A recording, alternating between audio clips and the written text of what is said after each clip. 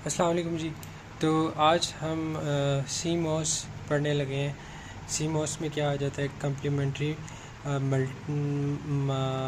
Complementary metal oxide semiconductor. इसमें N type भी आ जाती है, पी टाइप भी आ जाती है, इसलिए इसको कहते हैं कम्प्लीमेंट्री, यानी एन मॉस का ऑपोजिट जो है ना वो पी मॉस है।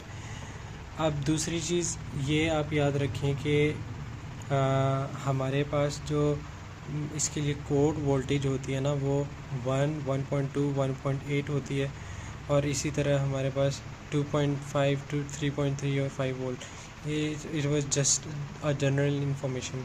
Now coming to this one, हमारे पास इस फिगर में क्या है? हमारे पास ये पी टाइप है, यानी ये हमारे पास एन मॉस है, और यहाँ पे ये हमारे पास पी मॉस है। तो इसको हम इस तरह ड्रॉ कर लेते हैं।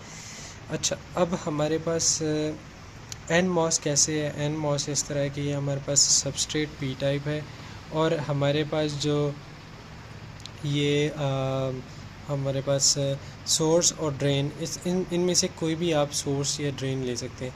वैसे नॉर्मली इसको ड्रेन कहा जाता है और इसको सोर्स कहा जाता है, ठीक है।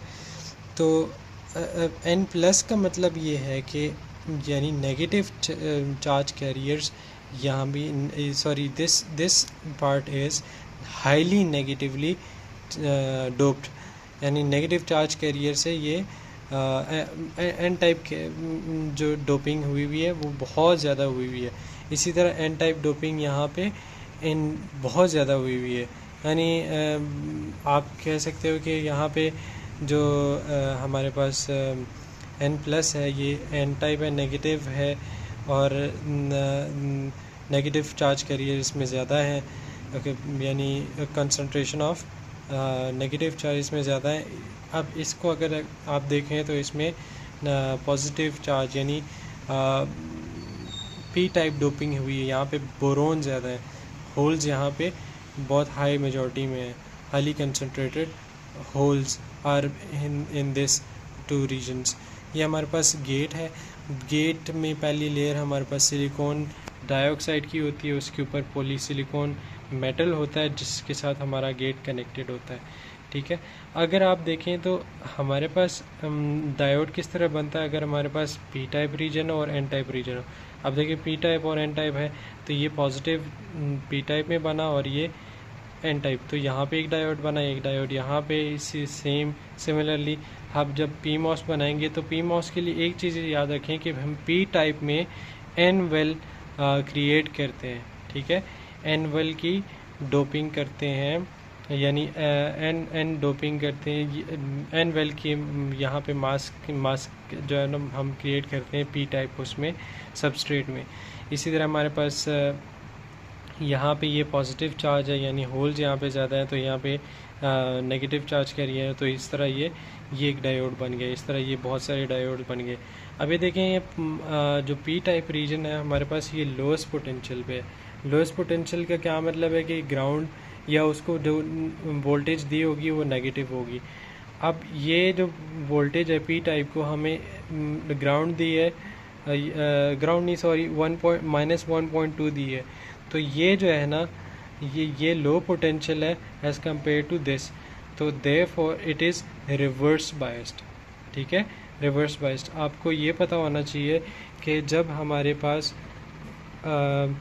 एक पी टाइप रीजन और ये हमारे पास एन टाइप रीजन है, ये पी टाइप रीजन जब हमारे पास लो पोटेंशियल पे होता है, एन टाइप हाई पोटेंशियल पे होता है, तो ये हमारे पास रिवर्स बायसिंग होती है। यानी इसके कहने अगर मैं दूसरी तरह समझाऊँ तो ये हमारे पास हाई पोटेंशियल पे है और ये लो पोटेंशियल पे है, तो ये रिवर्स बायसिंग होती है। इसी तरह अगर हम इस फिगर में देखें तो ये रिवर्स बायसिंग हुई है, रिवर्स बायस डायोड्स है।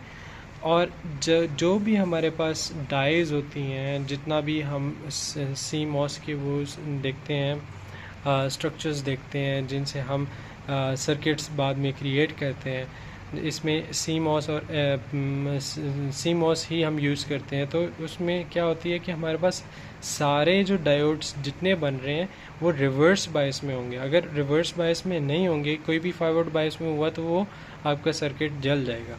ठीक है, all diodes should be in reverse bias so that the current does not flow internally, internal current आपका फ्लो ना करे। अब यहाँ पे आपको एक चीज़ ये समझनी है कि हमारे पास जब VGS 0 होता है वो कट ऑफ रीजन होता है। ठीक है, VGS आपके पास V थ्रेशोल्ड से जब 0 हो तो ये कट ऑफ रीजन है और ID 0 होगा। ठीक है, और फिर हमारे पास ये जो है ना, ये ग्राफ है, यानी ये जब VGS थ्रेशोल्ड से बड़ा हो जाए, VGS is greater than V threshold and V overdrive voltage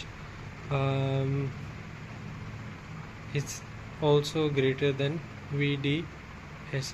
इसको इन अदर फॉर्म आप ये भी कह सकते हो VDS less than V overdrive। तो ये हमारे पास ट्रायोड रीजन है, या रेजिस्टर रीजन भी कह सकते हैं।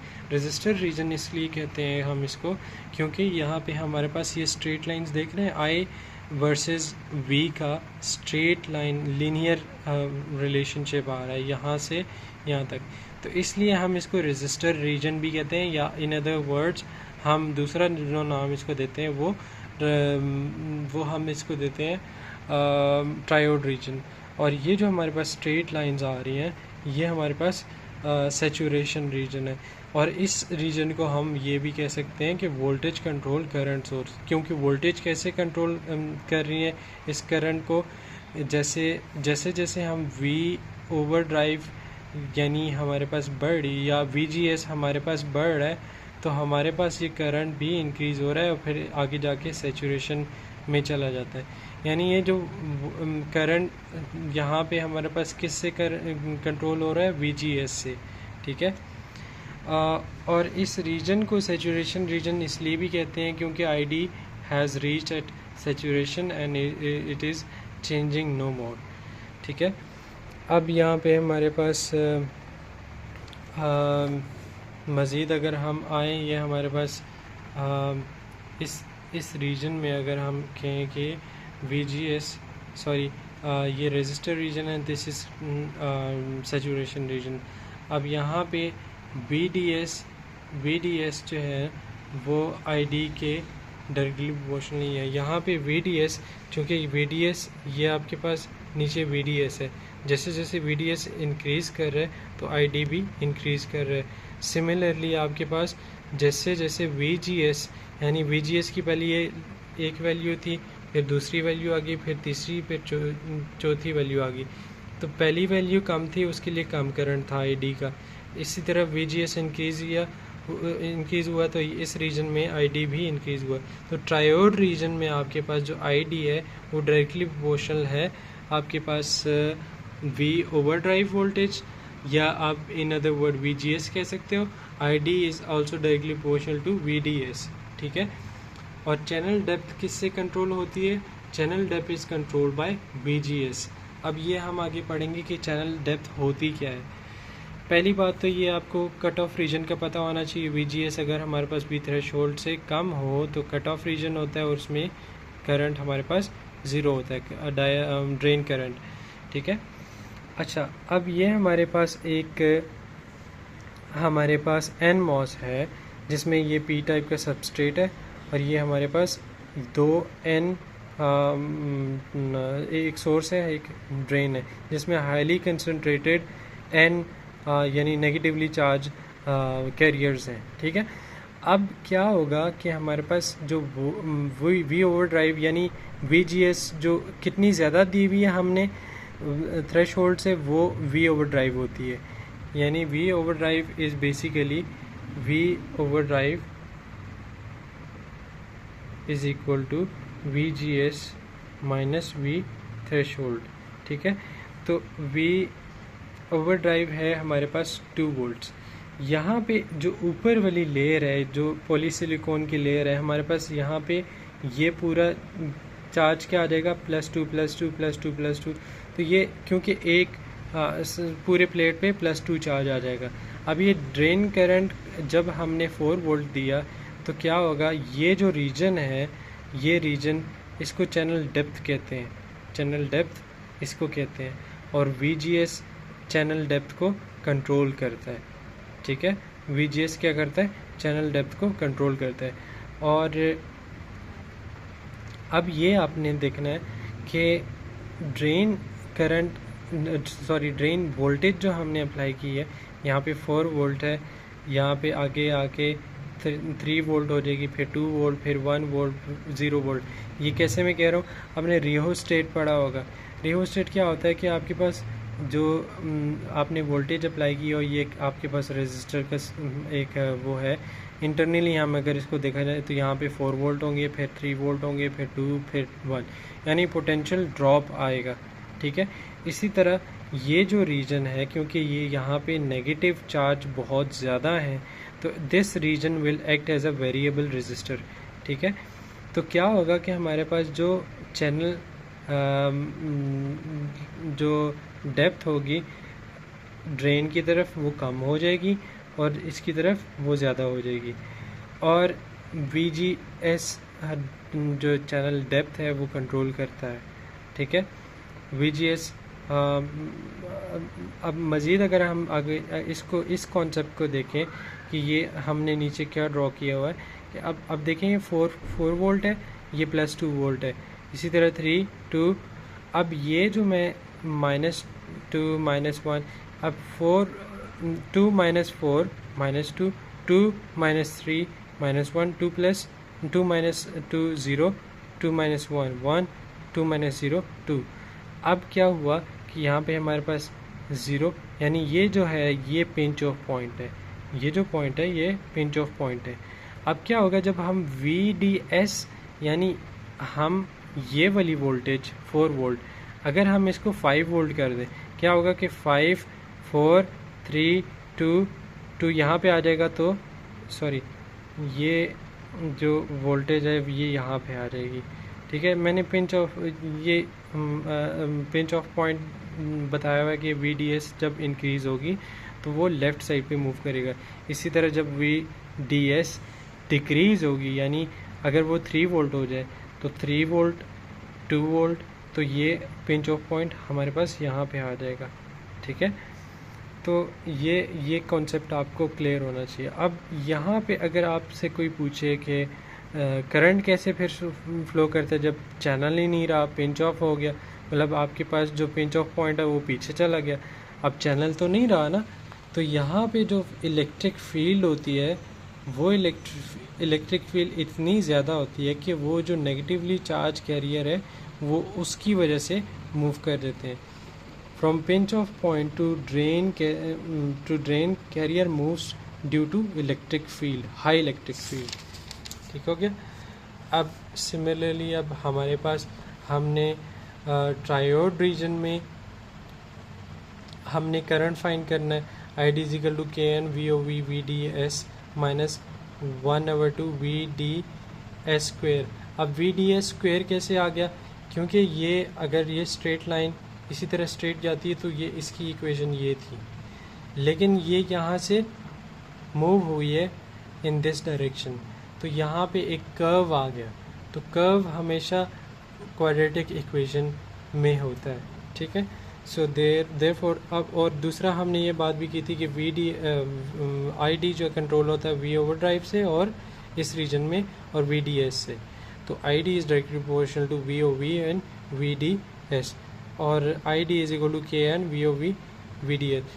और ये जो हमारे पास 1/2 VDS² आया है ये इस कर्व की वजह से है।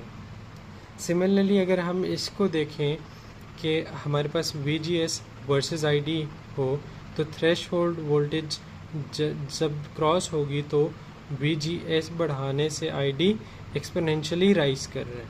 सो नाउ हम अब रीजन डिस्कस करते हैं। रीजन्स क्या है हमारे पास, VGS < V थ्रेशोल्ड, ID = 0, तो ये कट ऑफ रीजन होगा, स्विच ऑफ होगा।